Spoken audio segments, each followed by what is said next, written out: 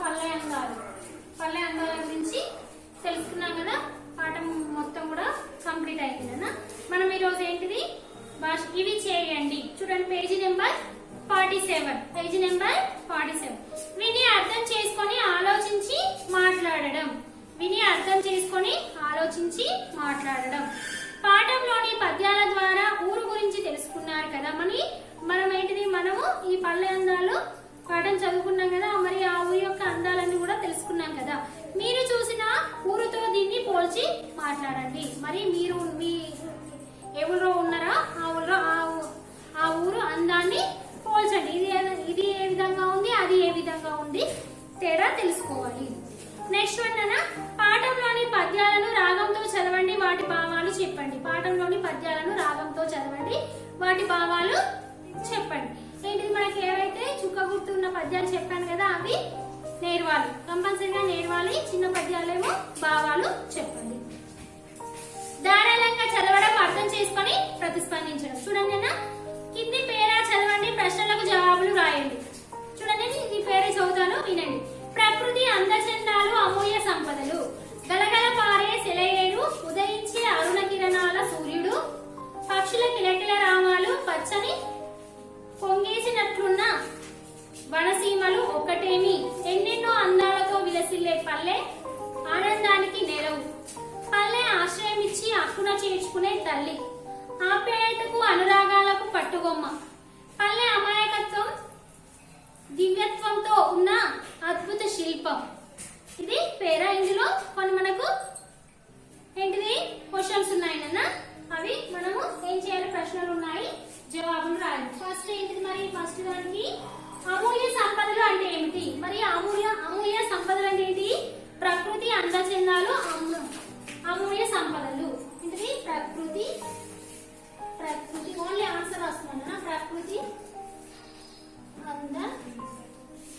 అందచందాలు, ప్రకృతి అందచందాలు, అమూల్య సంపదలు.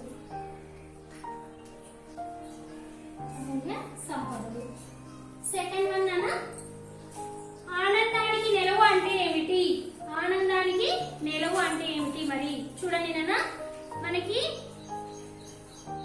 గలగల పారే సెలయేరు, ఉదయించే అరుణ కిరణాల సూర్యుడు, పక్షుల కిలకిల రావాలు, పచ్చని పొంగేసినట్లు వనసీమలు ఒక్కటేమి, ఎన్నెన్నో అందాలతో విలసిల్లే పల్లె ఆనందానికి నెలవు. మరి మీరు ఇక్కడ నుంచి ఇక్కడ వరకు రాయాలి నాన్న. ఏంటిది? గలగల పారే సెలయేరు, గలగల పారే సెలయేరు,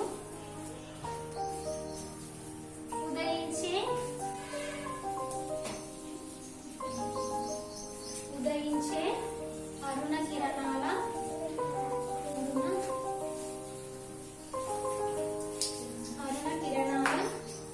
సూర్యుడు,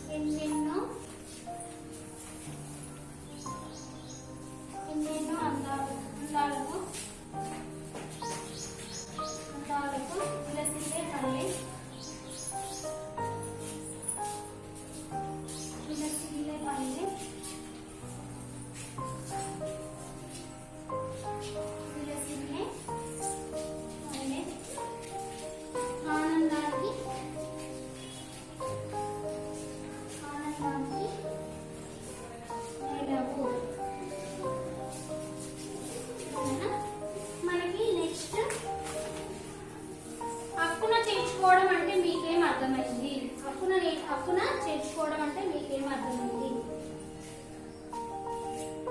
అక్కున చేర్చుకోవడం అంటే పల్లె ఆశ్రయం ఇచ్చి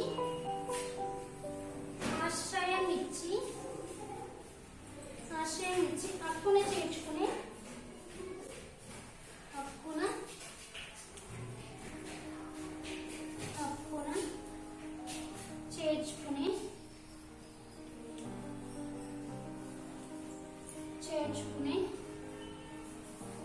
చేర్చుకునే తల్లి ఆప్యాయతకు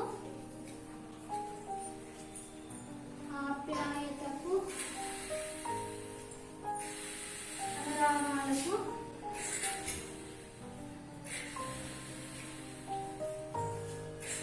పట్టుకొమ్మ. చూడండి నాన్న, మరి పల్లె ఆశ్రయం ఇచ్చి అక్కున చేర్చుకునే తల్లి ఆప్యాయతకు అనురాగాలకు పట్టుకొమ్మ. ఏంటిది? మనకు ఆశ్రయం ఇస్తుంది, ఉండడానికి ఆశ్రయం ఇస్తుంది, మన పైన ప్రేమను కూడా చూపుతుంది. దీనికి అది అర్థం ఉంటుంది. నెక్స్ట్ వన్ మనకి ఏముంది? అనురాగాలకు పట్టుకొమ్మ అంటే ఏమిటి?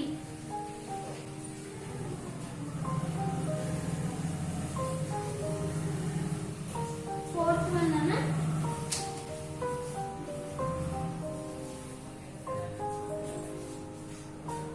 అనురాగాలకు పట్టుకొమ్మ అంటే ఆప్యాయతకు అనురాగాలకు పట్టుకొమ్మ.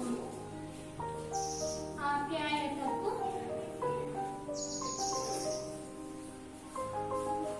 అనురాగాలకు పట్టుకొమ్మ. నెక్స్ట్ వన్ అన్న పై పేరాకు పేరు పెట్టండి. పై పేరాకు పేరు పెట్టండి. ప్రకృతి అందాలు. ఏంటిది? ప్రకృతి అందాలు. నెక్స్ట్ వన్ అన్న పాఠం ఆధారంగా క్రింది భావం తెలిపే పద్యపాదాలను వెతికి రాయండి. మనకు ఏంటిది? పాఠంలో ఉంటాయి, ఇవి వెతికి మీరే రాయండి. నెక్స్ట్ వన్ అన్న సృజనాత్మకత. చాలా మంది రాయట్లేదు. సృజనాత్మకత కంపల్సరిగా రాయాలి. సృజనాత్మకత ప్రశంస. చూడండి నాన్న, పాఠంలోని 3వ 4వ పద్యాలలో ఊరి అందాలను కవి వర్ణించాడు కదా. మీరు చూసిన, మీకు తెలిసిన ఊరు అందాలను వర్ణిస్తూ రాయండి. మరి ఆ పద్యంలో ఏ విధంగా ఉన్నారో మరి మీ యొక్క ఊరును వర్ణిస్తూ మీరు రాయాలి. లేదా 3వ పద్యం ఆధారంగా చిత్రం గీసి రంగులు వేయండి, దాని గురించి చిన్న కవిత రాయండి. లేకుంటే ఇదైనా రాయండి, ఇదైనా రాయండి. 3వ పద్యం ఆధారంగా చిత్రం గీసి రంగులు వేయండి, దాని గురించి చిన్న కవిత రాయండి. అదన్నా చేయండి, ఇదన్నా చేయండి. పదజాల వినియోగం. ఏంటిది? పదజాల వినియోగం.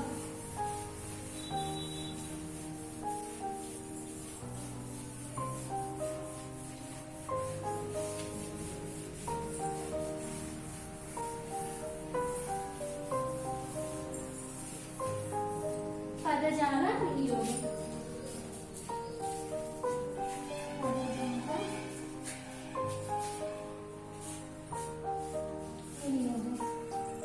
చూడండి, సంపదతో గర్వపడకూడదు. మనకు ఏంటిది ఉదాహరణ ఇచ్చాడు?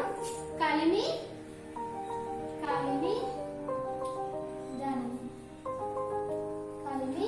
ధనం. తటాకంలో రకరకాల చేపలు జీవిస్తాయి. తటాకం. ఇది ఫస్ట్ వన్, సెకండ్. తటాకం ఏంటిదన్నా? మరి తటాకం అంటే చెరువు, గుంట. చెరువు, కుంట.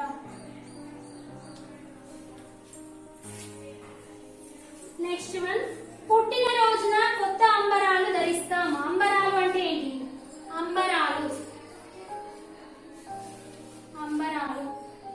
అంటే దుస్తులు, వస్త్రాలు. దుస్తులు, వస్త్రాలు.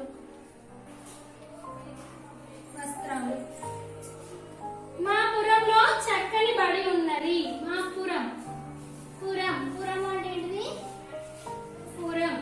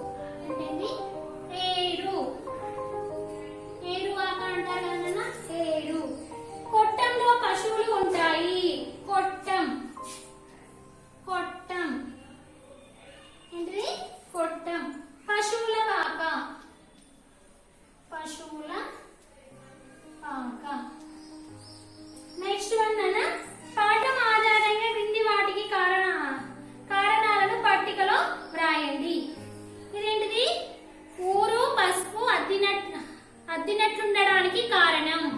మరి ఊరు పసుపు అద్దినట్లుండడానికి మరి కారణం. ఈ పట్టిక నేను ఇవ్వట్లేదు, మీరు ఏం చేయండి, ఇది మాత్రమే రాయండి. అంటే మీరు ఇది రాసి ఇది రాయాలి నాన్న.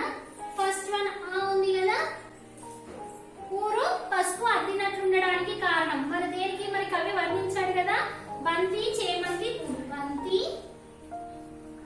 చేమంతి పూలు. మరి బంతి పూలు తర్వాత చేమంతి పూలు ఏ కలర్ లో ఉంటాయి, పసుపు కలర్ లో ఉంటాయి కదా, కాబట్టి దానికి ఇది రాయాలి, ఇది రాసి రాయాలి. నెక్స్ట్ వన్ ఎర్రని పారాని అద్దినట్లుండడానికి కారణం. ఎర్రని పారాని గోరింటాకు. గోరింటాకు ఇది పారాని అద్దినట్టుగా ఉంది. ఈ కుంకుమ పొట్టు పెట్టినట్లు ఉండడానికి కారణం ఏంటి మరి, పట్టు కుచ్చుల పూలు. పట్టు కుచ్చుల పూలు. ఈ పండు ముత్తైదుగా ఉండడానికి కారణం అన్ని కలిసిన ఊరు. ఇవన్నీ కలిసిన ఊరు. ఇవన్నీ కలిస్తేనే ఊరు అవుతుంది. ఇదంతా కలిస్తేనే ఊరు అవుతుంది. చూడండి నాన్న, భావనా చిత్రం అంటే ఒక అంశానికి సంబంధించిన భావనలన్నింటినీ వర్గీకరించుకోవడమే. ఒక గ్రామానికి చెందిన భావనా చిత్రం గీయమన్నప్పుడు గ్రామంలోని ప్రత్యేకతలు, గ్రామంలోని కీలక ప్రదేశాలు, ప్రజలు, వృత్తులు తదితర అంశాలని పరిగణిస్తాం. చూడండి, మనకి ఇక్కడ ఒకటి పట్టిక ఉంది. ఏముంది మనకి ఇక్కడ, ఒక పట్టిక ఇచ్చాడు. ఆ పట్టికలో ఏంటిది, వాళ్ళు చేసేటువంటి పనులు, వృత్తులు, ఇవన్నీ మరి ఊర్లో ఏమేమి ఉంటాయి, ఇలాంటివి ఉంటాయి. అవన్నీ కూడా ఏంటిది ఈ పట్టిక రూపంలో ఉన్నాయి కదా. చూడండి, మనకి ఇక్కడ ఏమి ఇచ్చారు, ఊరు ఏంటిది, మా ఊరు.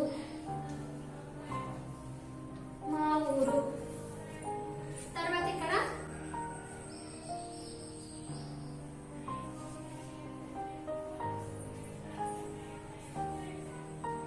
క్రీడలు.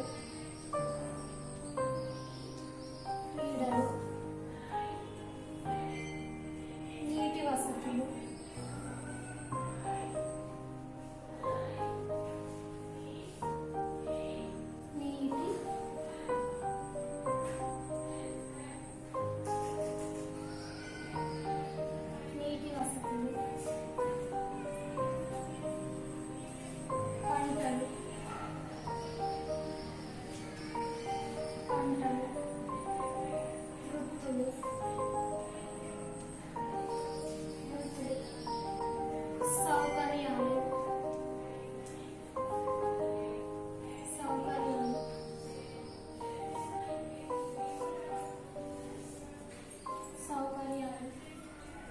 సౌకర్యాలు అంటే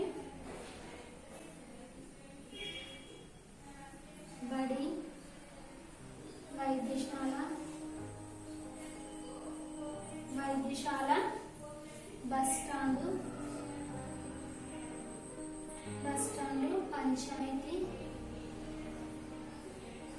పంచాయతీ. ఇక్కడ మనకి వృత్తులు ఇచ్చారు. వృత్తులు రాస్తాను.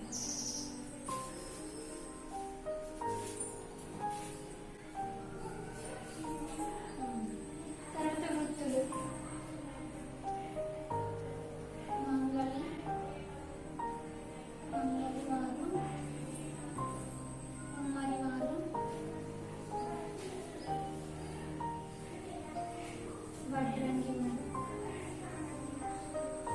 వడ్రంగి.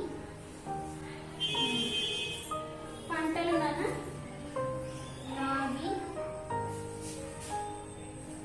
మొక్కజొన్న,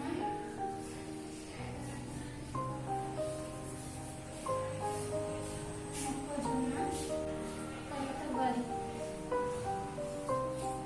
తర్వాత ప్రార్థనా మందిరాలు, నీటి వసతులు,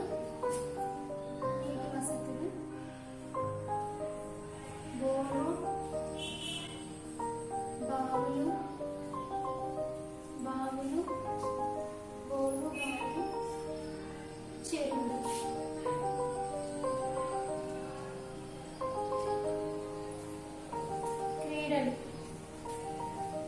కబడ్డీ, ఎడ్ల పందాలు,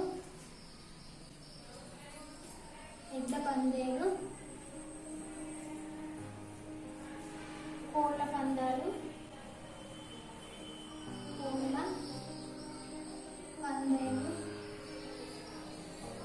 వ్యాయామ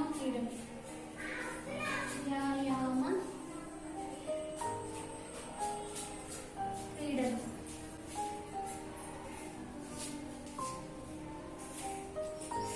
ఇందులో దేవాలయాలు, ప్రార్థనా మందిరాలు,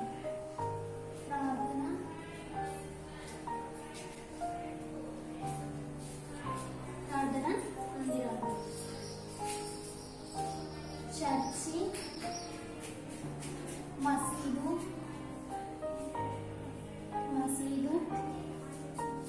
శివాలయం,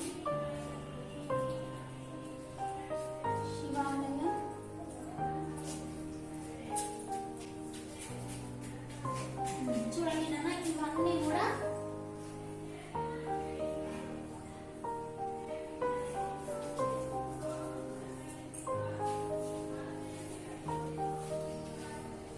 పంట పొలం, ఇవి వృత్తుల వాళ్ళు, తర్వాత ఇవి సౌకర్యాలు,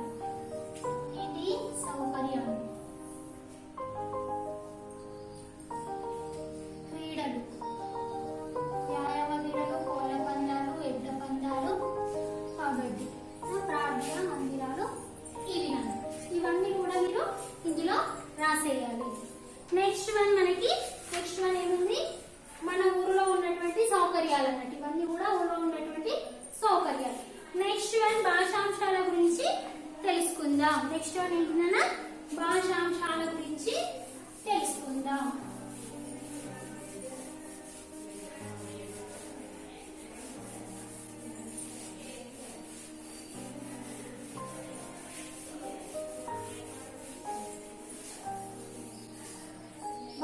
భాషను గురించి తెలుసుకుందాం.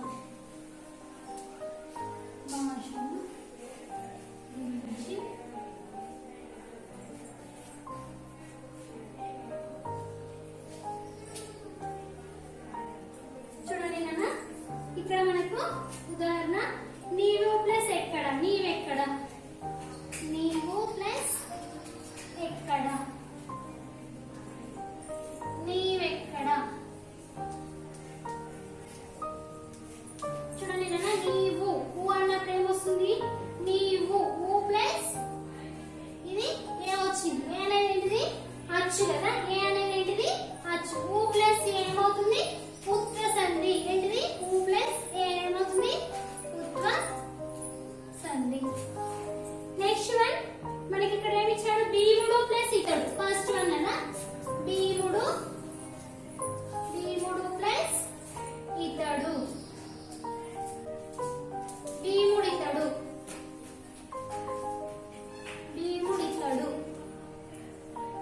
ఇక్కడ మళ్ళీ మీరు ఇక్కడ చూసుకోండి, భీముడు అన్నప్పుడు ఏమొస్తుంది, వస్తుంది. ప్లస్ ఈ అచ్చు పరమైతే ఏమవుతుంది, ఉత్వ సంధి.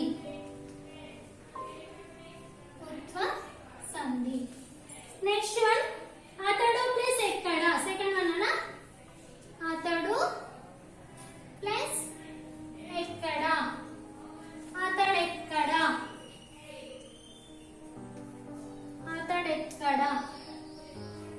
అతడు అన్నప్పుడు ఇక్కడ కూడా వస్తుంది నాన్న. మీరు ఇవన్నీ పెట్టాల్సిన అవసరం లేదు, మీకు అర్థం కావాలని చెప్తున్నా. ఇది ఏమవుతుంది, ఇది కూడా ఉత్వ సంధి అవుతుంది. నెక్స్ట్ వన్, ఇతడు ప్లస్ ఒకడు, ఇతడు ప్లస్ ఒకడు, ఇతడొకడు,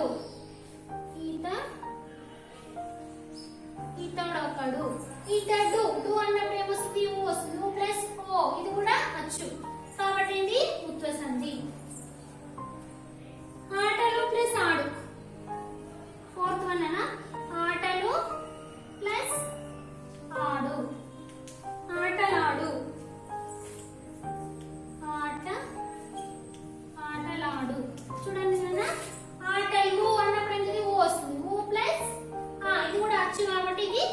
ఉత్వ సంధి. నెక్స్ట్ వన్ కింది పదాలను కలిపి రాయండి. ఏమి ప్లస్ అది, ఏమి ప్లస్ అది. సెకండ్ అన్న పదాలను కలిపి రాయండి. ఫస్ట్ వన్ ఉంది ఏమి ప్లస్ అది, ఏమి ప్లస్ అది, ఏమది, ఏమది కలిపి రాయండి. సెకండ్ వన్ ఎవరికి ప్లస్ ఎంత, ఎవరికి ప్లస్ ఎంత, ఎవరికెంత. ఏంటిది ఎవరికెంత,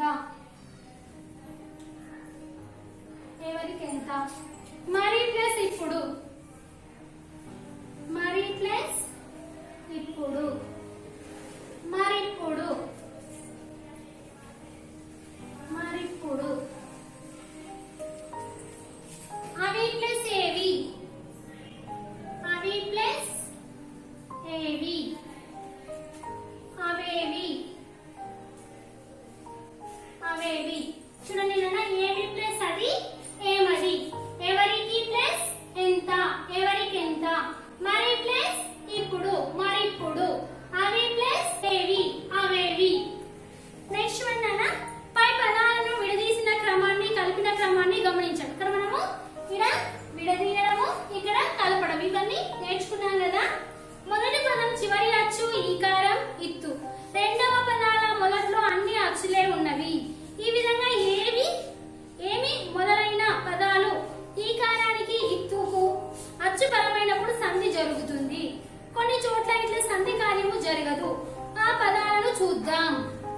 ఏమి ప్లస్ అయ్యే, ఏమి ప్లస్ అయ్యే ఇస్ ఈక్వల్ ఇక్కడ ఏముంది ఏమయ్యే, సంధి జరిగింది. చూడండి ఏమి ప్లస్ అయ్యే. ఏమి ఈ అన్నప్పుడు ఏమొస్తుంది, ఏమి అన్నప్పుడు ఈ వస్తుంది, ఈ ప్లస్ అచ్చు. ఇక్కడ ఏమైంది సంధి అయిందా, ఏమయ్యే. ఇక్కడ సంధి అయింది కదా, ఏమి ఈ ప్లస్ ఇత్తుకు అచ్చుపరమైంది కాబట్టి ఇది ఇత్వ సంధి. ఎడాగమం వచ్చింది, సంధి జరగక ఎడాగమం వచ్చింది. ఒకసారి సంధి నిత్యము జరిగి మరొకసారి సంధి జరగక నిషేధము పోవడానికి కారణం పరిభాషలో వికల్పం వైకల్పికము అంటారు. ఏమి మొదలైన పదాలకు అచ్చుపరమైతే సంధి వైకల్పికంగా అని తెలుస్తుంది కదా, దీనినే ఇత్వ సంధి అంటారు. ఏడాదులందు ఇత్తునకు అచ్చుపరమైతే ఇది వైకల్పికంగా జరుగుతుంది. చూడండి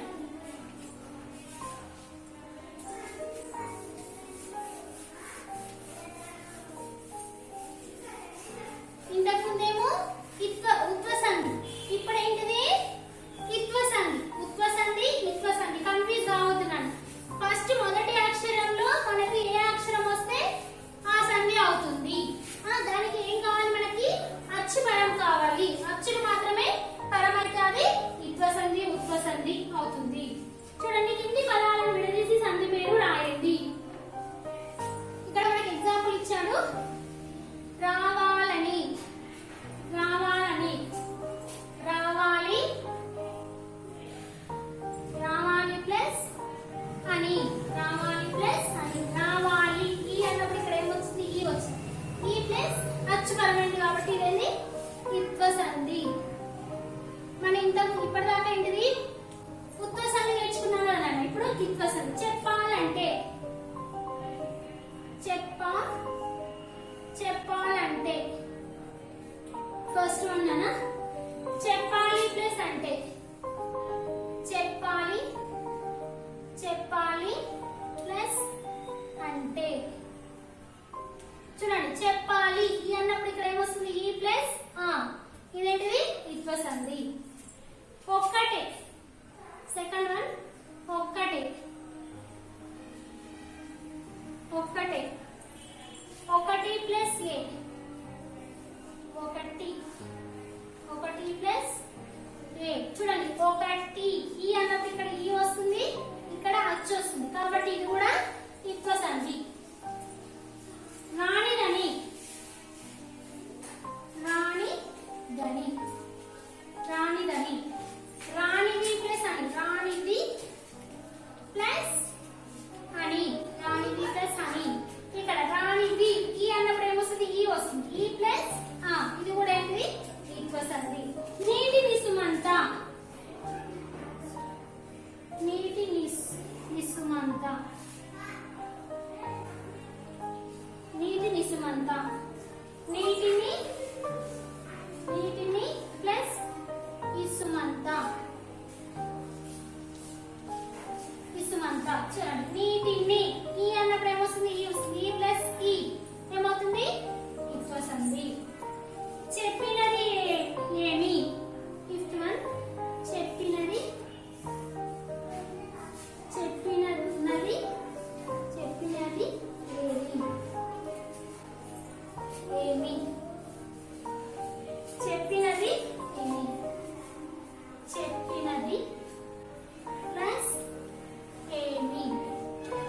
చూడండి చెప్పినది ఈ అన్నప్పుడు మనకి ఇక్కడ ఏమొస్తుంది ఈ అక్షరం వస్తుంది ఇక్కడ ఏ అక్షరం ఉన్నది కాబట్టి ఇది కూడా ఇత్వ సంధి వచ్చినప్పుడు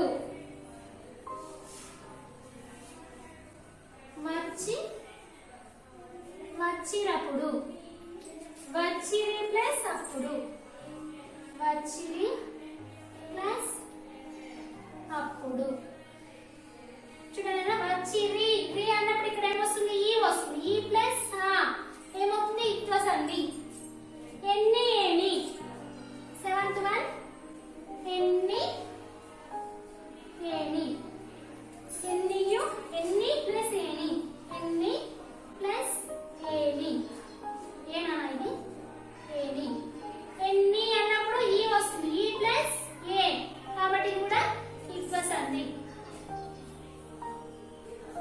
ఇత్వ సంధి నేను కూడా ఇట్లా గీతలు పెట్టాలని గీతలు పెట్టొద్దు నాన్న మీరు మొత్తం కంప్లీట్ గా రాయాలి అర్థమవుతుందా మనకేంటిది పదాలను కలపడము విడదీయడము సంధి ఏ విధంగా జరుగుతుందనే విషయాన్ని మనము తెలుసుకున్నాం కదా ఇవన్నీ కూడా CW లో రాయాలి నాన్న మీకు ప్రాజెక్ట్ పని ఉన్నది ఇక్కడ చూడండి ఇది ఈజీగా ఉంది నాన్న మీ ఊరిలో ఉన్న చెట్లను పూలను జరిగే వ్యాపారాలను చేతి వృత్తుల వారిని పరిశీలించండి పట్టికను నమోదు చేయండి నివేదిక రాసి ప్రదర్శించండి మనకి ఇక్కడ ఏముంది మామిడి గన్నేరు బియ్యం వడ్రంగులు ఇదవి ఇది మీకు నచ్చితే రాయండి లేకుంటే నేను ఇంకోటి ఇస్తాను మీరు చేశారంటే ఓకే చేయలేదనంటే ఇంకొక ప్రాజెక్ట్ వర్క్ ఇస్తాను ధన్యవాదాలు